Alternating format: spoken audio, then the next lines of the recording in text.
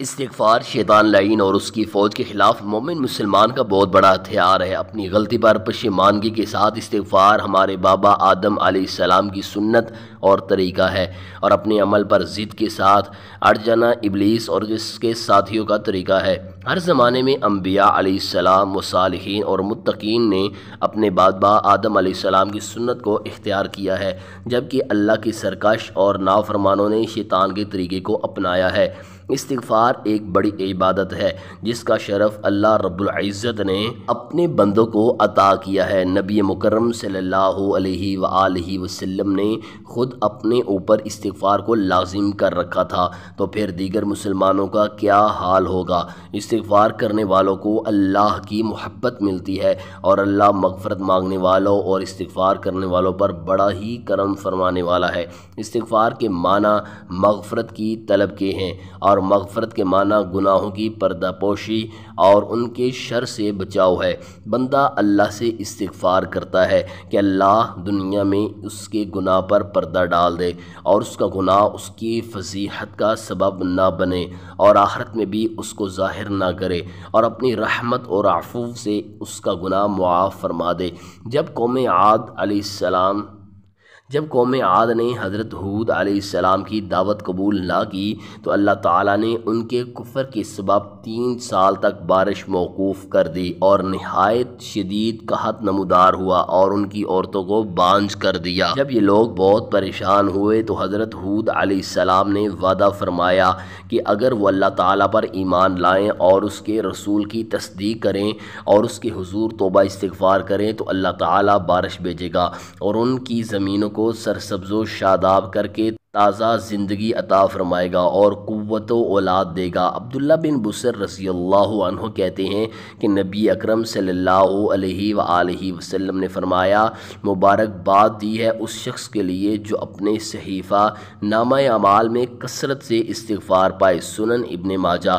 ناظرین، استغفار زیادہ ہونے کا یہ فائدہ ہے کہ گناہ معاف ہوتے رہیں گے، اور یہ کلمات اللہ کا ذکر ہونے کی وجہ سے نیکیوں میں شمار ہوتے رہیں گے، یعنی استغفار سے قیامت کے دن معافی ملنے کی امید کی جا سکتی ہے۔ عبداللہ بن عباس رضی اللہ عنہما کہتے ہیں کہ رسول اللہ صلی اللہ علیہ وآلہ وسلم نے فرمایا، جس نے استغفار کو لازم کر لیا تو اللہ تعالیٰ اسے ہر غم اور تکلیف سے نجات دے گا اور ہر تنگی سے نکلنے کا راستہ پیدا فرما دے گا، اسے ایسی جگہ سے رزق عطا فرمائے گا جہاں سے اسے وہم و گمان بھی نہ ہوگا۔ سنن ابن ماجہ۔ اس لیے استغفار کی کثرت ہر صاحب تقوی کا شیوا ہے۔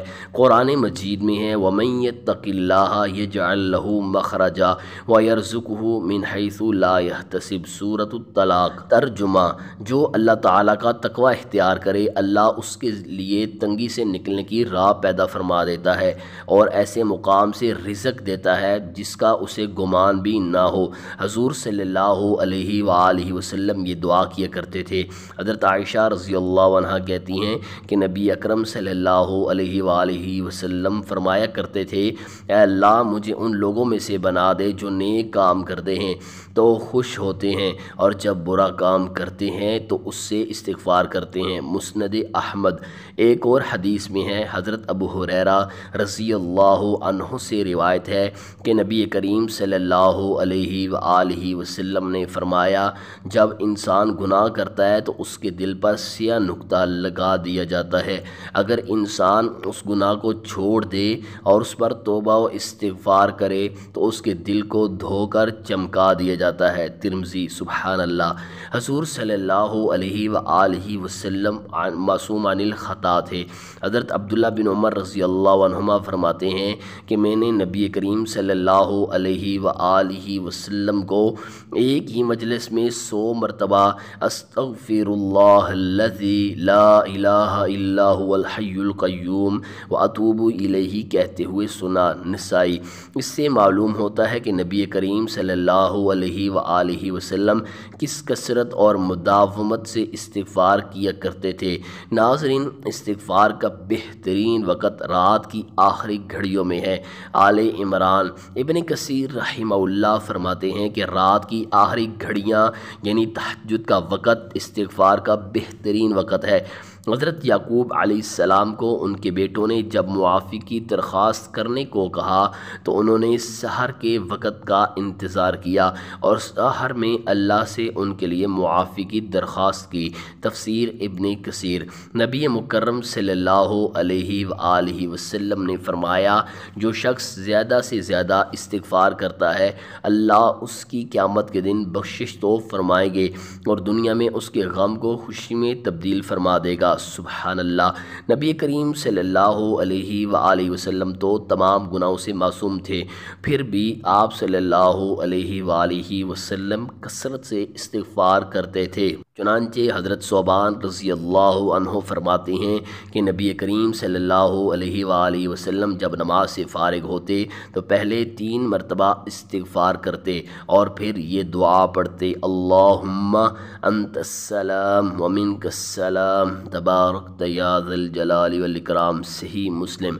ناظرین کرام، دن اور رات میں 5 فرض نمازوں کے بعد 3 مرتبہ استغفر اللہ پڑھنا چاہیے، جبکہ نماز مغرب اور فجر کے بعد 100 مرتبہ استغفر اللہ کی تسبیح نبی مکرم صلی اللہ علیہ وآلہ وسلم سے ثابت ہے۔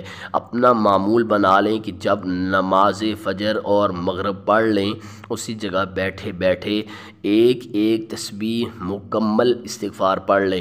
جب آپ استغفار کو اپنا معمول بنا لیں گے تو آپ کا ہر بگڑا کام سنور جائے گا۔ استغفر اللہ کا ترجمہ یاد کریں اور ترجمہ کو ذہن میں رکھ کر پھر تسبیح کریں۔ ترجمہ کیا ہے؟ میں اللہ سے گناہوں کی معافی مانگتا ہوں۔ جب آپ ترجمہ ذہن میں رکھ کر بار بار یہ کہیں گے، یا اللہ میرے گناہ معاف کر دے، آپ وجد میں آ جائیں گے اور آپ کی آنکھوں سے آنسو جاری ہو جائیں گے۔ یہی استغفار کی قبولیت کی پہلی نشانی ہے۔ آواز میں کپ کپی آ جائے گی، یہ دوسری نشانی ہے۔ پھر آپ کی زندگی میں تبدیلیاں آنی شروع ہو جائیں گی۔ مسلم شریف میں حضرت عائشہ رضی اللہ عنہا سے منقول ہے کہ جب سورہ نصر اذا جاء نصر اللہ والفتح نازل ہوئی تو آپ صلی اللہ علیہ وآلہ وسلم بکثرت سبحان اللہ وبحمدہ استغفر اللہ واتوب الیہ پڑھتے تھے۔ ہمیں بھی چاہیے کہ ہم استغفار کریں۔ استغفار کے کلمات۔ اب استغفار کن کلمات یعنی کن الفاظ سے کرنا چاہیے، اس کے لیے احادیث میں مختلف الفاظ آئے ہیں۔ جس بندے کو جو یاد ہوں وہ کلمات استغفار کے پڑھتے رہنا چاہیے۔ ایک کلمہ استغفار کا استغفر اللہ الذی لا الہ الا هو الحی القیوم واتوب الیہ ہے۔ جسے یہ یاد ہو یہ پڑھتا رہے۔ ایک کلمہ استغفر اللہ ربی من کل ذنب واتوب الیہ ہے، یہ بھی پڑھ سکتے ہیں۔ اور جسے یہ یاد نہ ہو تو استغفر اللہ ہی پڑھتا رہے۔ یہ مختصر کلمہ ہر مسلمان کو یاد ہوتا ہے، اسے پڑھتے رہنا چاہیے، اسے زبان پر ہر وقت جاری رکھیں۔ اللہ تعالیٰ میں استغفار کی تمام فضیلتیں عطا فرمائیں گے۔ ناظرین، استغفار کب قبول نہیں ہوگا؟ ہر شخص یہی سوال کرتا ہے۔ حضرت ابو ہریرہ رضی اللہ عنہ سے مروی ہے کہ حضور نبی اکرم صلی اللہ علیہ وآلہ وسلم نے فرمایا، جو شخص مغرب سے سورج طلوع ہونے یعنی آثار قیامت نمودار ہونے سے پہلے توبہ کر لے گا، اللہ تعالیٰ اس کی توبہ قبول فرمائے گا۔ مسلم شریف۔ اسی طرح ایک اور حدیث میں آتا ہے، حضرت عبداللہ بن عمر رضی اللہ عنہما سے روایت ہے کہ حضور نبی اکرم صلی اللہ علیہ وآلہ وسلم نے فرمایا، اللہ تعالیٰ اس وقت تک بندے کی توبہ قبول فرماتا ہے جب تک روح اس کے حلق میں پہنچ کر غر نہیں کرتی، یعنی جب تک وہ حالت نظر میں مبتلا نہیں ہوتا۔ ترمذی۔ ناظرین، ویڈیو اچھی لگی ہو پلیز لائک کیجیے، مزید اس ویڈیو دیکھنے کے لیے ہمارے چینل کو سبسکرائب کیجیے۔